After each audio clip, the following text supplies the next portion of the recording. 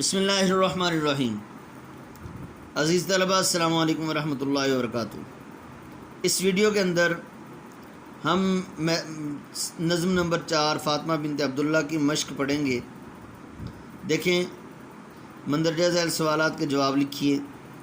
پہلا سوال ہے، برسے ہوئے بادل سے کون مراد ہیں؟ جواب یہ ہے، برسے ہوئے بادل سے مراد بے عمل قوم ہے جن کا جذبہ عمل سرد پڑ چکا ہے۔ مطلب یہ ہے کہ بادل برس چکے، اس امت کے پہلے لوگ جذبہ جہاد سے سرشار تھے اور وہ قربانی دیا کرتے تھے۔ اب وہ چلے گئے برسے ہوئے بادل، اور نئے لوگ جو آ رہے ہیں ان کے اندر عمل کا جذبہ، اللہ کے دین کی خاطر لڑنے کا جذبہ ذرا ٹھنڈا پڑ گیا ہے، بالکل ختم نہیں ہوا۔ شاعر نے نظم کے پہلے شعر میں مرحومہ کو کیسے خراج تحسین پیش کیا ہے؟ شاعر نے نظم کے پہلے شعر میں مرحومہ کو بے عمل مسلم امت کی، امت مرحوم کی آبرو کہہ کر خراج تحسین پیش کیا ہے کہ اے فاطمہ بنت عبداللہ، تو اس امت مرحوم کی آبرو ہے، اور تیرا ذرہ ذرہ یعنی جس مٹی سے تو بنائی گئی ہے وہ ذرہ ذرہ، اس مٹی کا ایک ایک ذرہ یہ گناہوں سے پاک کر دیا گیا ہے۔ فاطمہ کو راکھ کی دبی ہوئی چنگاری کیوں کہا گیا؟ سوال دیکھیں، فاطمہ کو راکھ کی دبی ہوئی چنگاری کیوں کہا گیا؟ اس کا جواب یہ ہے کہ چونکہ فاطمہ بنت عبداللہ حب الوطنی، وطن سے محبت اور شہادت کے جذبے سے بھری ہوئی تھی، اور جام شہادت نوش کر کے یعنی شہادت کے مرتبے کو پہنچ کر وہ اس قوم کی آبرو بنی جس کے اندر عمل کا جذبہ ٹھنڈا پڑ چکا تھا، ختم ہو چکا تھا۔ اس لیے شاعر نے فاطمہ کو دبی ہوئی چنگاری کہا۔ نظم تازہ انجم کے ظہور کا مفہوم واضح کریں۔ نظم تازہ انجم کے ظہور کا مفہوم واضح کریں۔ اس سے مراد یہ ہے، یعنی تازہ انجم کے ظہور سے مراد یہ ہے کہ آسمان کی فضا میں نئے ستارے ظاہر ہو چکے ہیں۔ تازہ انجم کا ظہور، نئے ستارے ظاہر ہو چکے ہیں جن کی چمک دمک سے ہر سو ہر طرف اجالا ہو جائے گا۔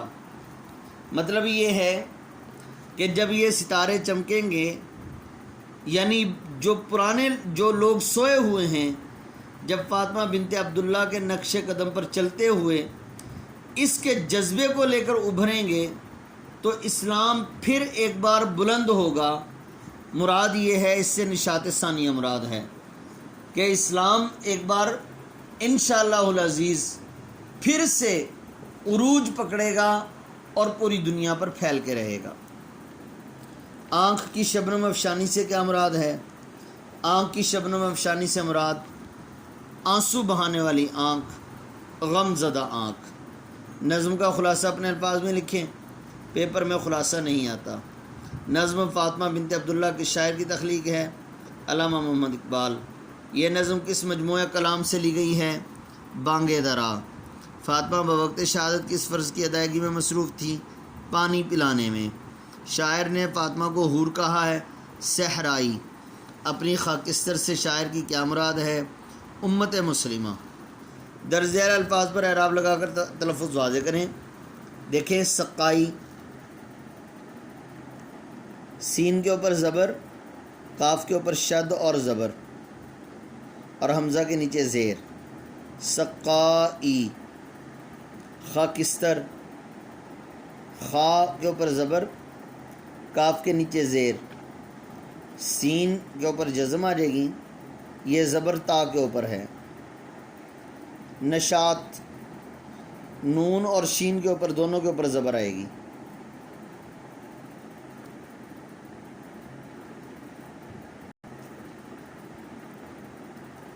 نون اور شین دونوں کے اوپر زبر آئے گی، نشاط۔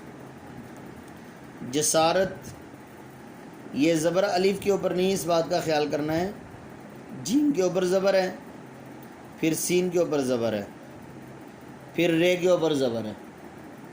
جسارت۔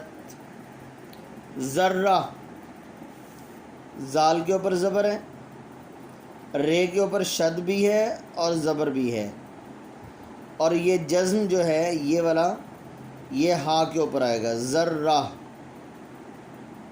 تربت،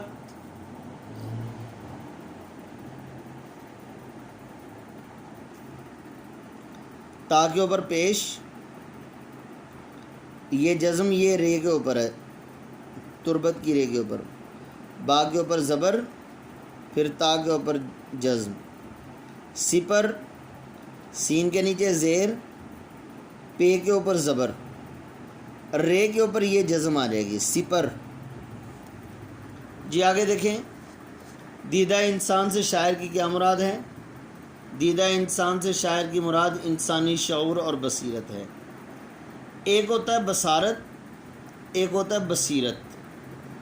بصارت کہتے ہیں انسان آنکھ کے ذریعے سے دیکھتا ہے، اور بصیرت سے مراد کہ انسان کا دل جو ہے ایک بات کی طرف اشارہ کر رہا ہوتا ہے، اب وہ جب اشارہ صحیح ہو جائے تو گویا کہ وہ اپنی بصیرت کے ذریعے سے وہ بات کہہ رہا ہوتا ہے، اس کو بصیرت کہتے ہیں، شعور کہتے ہیں۔ نظم کا متن ذہن میں رکھ کر مصرع مکمل کریں۔ ذرہ ذرہ تیری مشت خاک کا معصوم ہے، یہ جہاد اللہ کے راستے میں بے تیغ و سپر۔ تیغ لفظ نہیں ہوتا، تیغ ہوتا ہے جسارت آفرین شوق شہادت کس قدر، رقص تیری خاک کا کتنا نشاط انگیز ہے، دیدہ انسان سے نامحرم ہے جن کی موج نور۔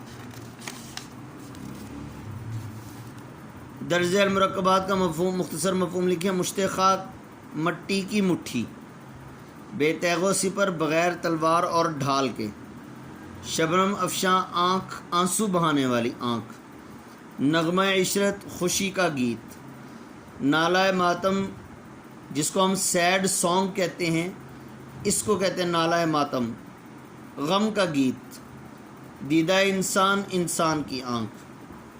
کالم ملائیں، یہ ویسے پیپر میں آتے نہیں ہیں۔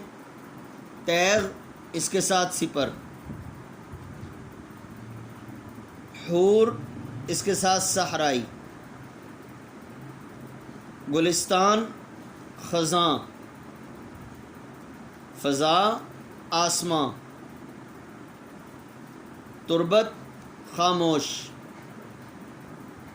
شوق شہادت۔ تو عزیز طلبہ، ہماری یہ مشق ختم ہوئی۔ اس کے اندر جو اہم چیز ہے وہ MCQs ہیں، سوالوں کے جواب اور ساتھ اس کے اعراب، یہ 3 چیزیں اس میں بڑی اہم ہیں، ان کو یاد کر لیجیے گا۔ السلام علیکم ورحمۃ اللہ وبرکاتہ۔